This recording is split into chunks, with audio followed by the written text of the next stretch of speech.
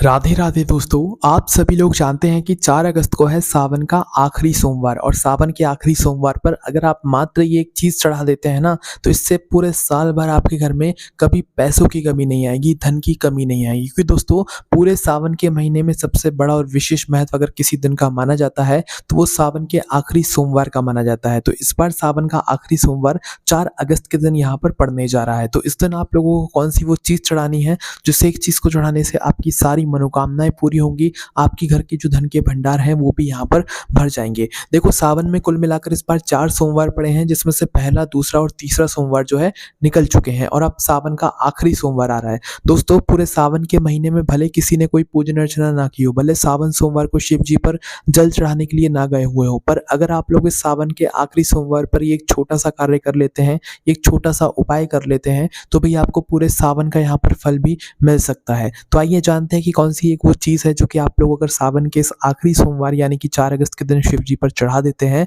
तो भई इससे आपके घर में इतना धन आएगा कि भई आप सोच भी नहीं सकते। देखिए, सबसे पहली चीज़ इस दिन आप लोगों को क्या करना है कि सावन के महीने में जब सावन का आखिरी सोमवार आता है 4 अगस्त के दिन, तो सुबह-सुबह आप लोगों को मुख्य रूप से ये वाला जो कार्य है ये करना है। बाकी 11-12 बजे तक भी अगर आप ये उपाय करोगे तो चल जाएगा, कोई दिक्कत परेशानी यहाँ पर नहीं है। देखो, इस उपाय में या इस कार्य में आपको 2 चीज़ों की आवश्यकता पड़ेगी। सबसे पहली चीज़ है गंगा जल और दूसरी है 5 बेलपत्र, ठीक है? आप सभी लोग जानते हैं कि सावन में शिव जी को बेलपत्र कितना ही प्रिय होती हैं, इसलिए इस उपाय में बेलपत्र भी जो है बहुत ही ज़्यादा ज़रूरी है। तो आपको यहाँ पर क्या करना है कि सबसे पहले तो आपको अपना एक लोटा लेना है। कब? 4 अगस्त के दिन सुबह-सुबह सावन के आखिरी सोमवार पर आप लोगों को शुद्ध वगैरह होकर स्नान वगैरह करके एक लोटा लेना है। उस लोटे के अंदर आपको जो है यहाँ पर भरना है गंगा जल।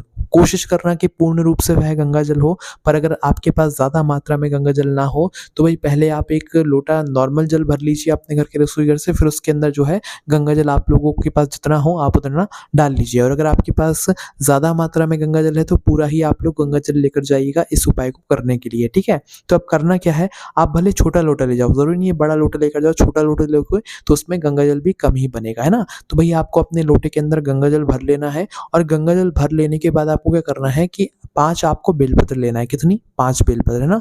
आपको इस दिन बेलपत्र कहीं भी बिकती हुई आसानी से नज़र आ जाएँगी। तो आप इस दिन 5 बेलपत्र लीजिएगा अच्छी-अच्छी और पाँचों बेलपत्रों को अपने ही घर में रहकर इस गंगा जल के अंदर आप लोगों को डाल देना है, अलग से नहीं रख के ले जाना है। आपको इसी गंगा जल के अंदर जो आपने एक लोटे जल के अंदर भरकर तैयार रखा हुआ है, इसके अंदर ही आपको पाँचों बेलपत्र डाल देना है, ठीक है? अब यह पाँचों बेलपत्र जैसे ही आप लोग डाल लेते हैं, तो सिर्फ़ और सिर्फ़ इस एक लोटे जल को लेकर आपको जाना है अपने ही घर के पास में जो भी शिवालय हो, शिव जी का मंदिर हो वहाँ पर, है ना?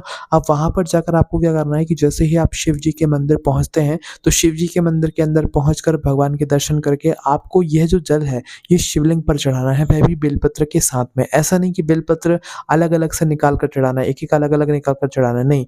जैसे जल चढ़ाओगे तो जल के साथ ही में वे बेलपत्र शिव जी पर चढ़ जाए, इस तरीके से आप लोग वह जल चढ़ाइएगा, है ना? और जल चढ़ाते समय श्री शिवाय नमस्तुभ्यम या ओम नमः शिवाय या भगवान शिव जी का कोई भी एक नाम लेकर या मंत्र का जाप कर कर आप इस बेलपत्र के जल को चढ़ाइएगा, ठीक है? गंगा जल वाले बेलपत्र को जब हम सावन के आखिरी सोमवार के दिन चढ़ाते हैं, तो इससे भगवान शिव हमसे बहुत ज़्यादा प्रसन्न हो जाते हैं, क्योंकि दोस्तों जब हम ये जल उनके ऊपर चढ़ाते हैं, तो भगवान शिव हमसे बहुत ज़्यादा प्रसन्न रहते हैं, ठीक है?